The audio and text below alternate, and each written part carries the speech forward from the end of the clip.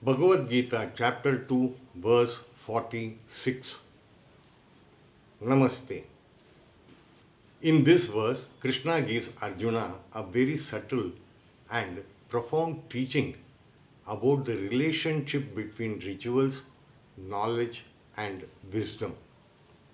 He says that for a person who has realized the ultimate truth of the self, the use of rituals and external scriptures is limited, much like how a small well has no special value for someone who has access to a vast river or lake. Let us think of this through a simple example. Imagine a person living in a small village where there is only one well. The entire community depends on that well for water. For them, the well is precious. But if that person moves to a place where there is an endless river flowing with pure fresh water, does he still need the small well? The well does not become useless, but its importance fades in comparison to the abundance of the river.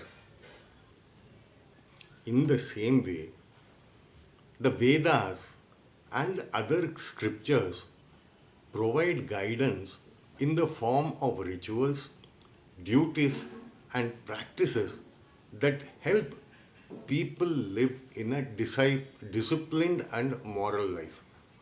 They are like the well, very important for someone who is still beginning the journey.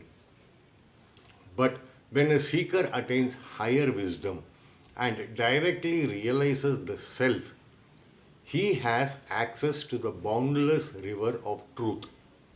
At that stage, the limited rituals and instructions lose their significance, not because they are wrong, but because the seeker has outgrown them.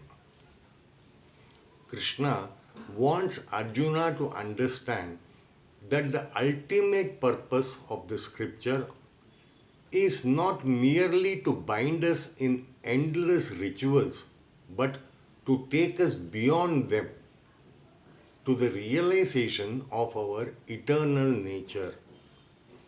The problem is that many people get stuck in the outer shell, focusing only on performing rituals for material benefits, health, wealth, prosperity, or heavenly enjoyment.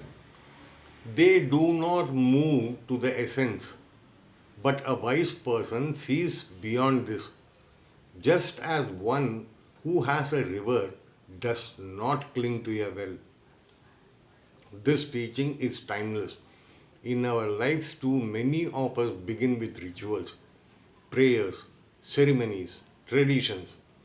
These are valuable starting points, helping us stay disciplined and connected. But if we remain attached only to the ritual without seeking the deeper truth, we may miss the real treasure. When knowledge matures into wisdom, when we realize that the same divine self pervades all beings, then outer rituals become secondary. Krishna is not asking us to reject scriptures or duties. He is telling us to understand their true purpose and to move beyond the form of the essence. Just as rivers and lakes make the well unnecessary, the realization of the self makes external rituals less relevant because the seeker has already attained the highest. Jai Sri Krishna.